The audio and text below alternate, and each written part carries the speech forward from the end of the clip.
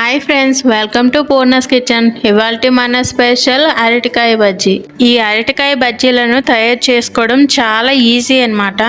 మరి ఈ అరటికాయ బజ్జీలను సింపుల్ అండ్ టేస్టీగా ఎలా ప్రిపేర్ చేసుకోవాలో ఈ వీడియోలో చూసేద్దాం.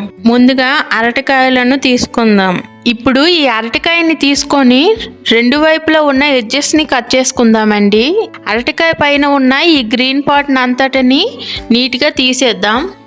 అయితే ఇప్పుడు ఈ అరటికాయలను ఈ విధంగా క్రాస్గా పెట్టి కట్ చేసుకోవాలండి. ఈ విధంగా రెండు అరటికాయలను కట్ చేసుకోవాలండి. ఈ విధంగా కట్ చేసుకుంటే ముక్కలు పెద్దగా వస్తాయి. చూడండి, అన్నీ ఇలా కట్ చేసుకున్నాం కదా, ఇలా ఉంటే సరిపోతుంది. ఇప్పుడు ఒక గిన్నెలో కొద్దిగా వాటర్ తీసుకొని అందులో కొంచెం కళ్ళు ఉప్పుని తీసుకున్నానండి. మీ దగ్గర ఈ ఉప్పు లేకపోతే సాల్ట్ నైనా వేసుకోండి. కట్ చేసిన ఈ అరటికాయ ముక్కలను ఇందులో వేసుకుందామండి. ఇప్పుడు స్టవ్ ఆన్ చేసి ఈ గిన్నెతో స్టవ్ మీద పెట్టుకుందామండి. 1-2 నిమిషాలు ఉడికించుకుందాం. ఈ విధంగా కొద్దిగా ఉడికాక వీటిని వాటర్ లేకుండా వడకట్టుకుందాం. ఇప్పుడు ఈ అరటికాయ బజ్జీ కోసం పిండిని అయితే రెడీ చేసుకుందాం. 1 కప్పు శనగపిండిని తీసుకుందాం. ఇందులో 1 స్పూన్ సాల్ట్, 2 స్పూన్ల కారం, కొద్దిగా వామును ఇలా నలుపుకొని వేసుకోవాలండి. 1 పావు వంట సోడా వేసుకోవాలండి. ఇలా వేసుకొని వీటన్నింటినీ బాగా కలుపుకోవాలండి. వంట సోడా ఎక్కువ అయితే బజ్జీలకు ఆయిల్ ఎక్కువ పట్టేస్తుందండి, అందుకే కొద్దిగా వేసుకోవాలండి. ఇలా ఇవన్నీ వేసి బాగా కలుపుకోవాలండి. తగినన్ని నీళ్ళు పోసుకొని కలుపుకోవాలండి. ఈ విధంగా పిండిని చిక్కగా కలుపుకోవాలండి. ఏ బజ్జీకైనా పిండి అనేది చిక్కగా ఉండాలండి, అప్పుడే బాగా బజ్జీలు వస్తాయి. ఈ విధంగా కలుపుకోవాలండి.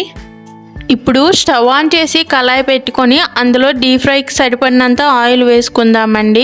ఆయిల్ వేడయ్యాక అరటికాయ ముక్కలను పిండిలో ముంచి ఈ విధంగా వేసుకోవాలండి. నూనె కూడా సమానంగా వేడవ్వాలండి, ఎక్కువగా వేడవ్వకూడదు. ఇలా ఎక్కువగా వేడైతే ముందే రంగు వచ్చేస్తుందండి, బాగా వేగవు. ఇలా అటు ఇటు తిప్పుకుంటూ ఫ్రై చేసుకోవాలండి. చూడండి, ఇలా వేగాయి కదా, ఇలా వేగితే సరిపోతాయి.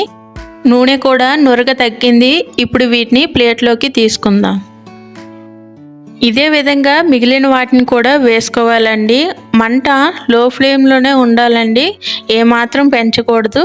ముందుగా ఇలా బజ్జీలను వేసేటప్పుడు బజ్జీలు ఇలా పైకి తేలాలండి, లేదంటే బజ్జీలు అనేవి గట్టిగా ఉన్నాయి అని అర్థం అండి. అప్పుడు కొద్దిగా వంట సోడా వేసుకొని కొంచెం వాటర్ వేసుకొని కలుపుకుంటే సరిపోతుంది. అంతేనండి, చాలా ఈజీగా అరటికాయ బజ్జీలు అనేవి రెడీ అయిపోతాయి. మీరు కూడా ఒకసారి ట్రై చేయండి. మీకు ఎలా కుదిరిందో మీ యొక్క ఫీడ్బ్యాక్ను మాతో కామెంట్స్లో తెలియజేయగలరు. అలాగే మీకు ఈ వీడియో నచ్చినట్లయితే ప్లీజ్ లైక్ చేసి షేర్ చేయండి, అలాగే సబ్స్క్రైబ్ చేయండి. Thank you for watching.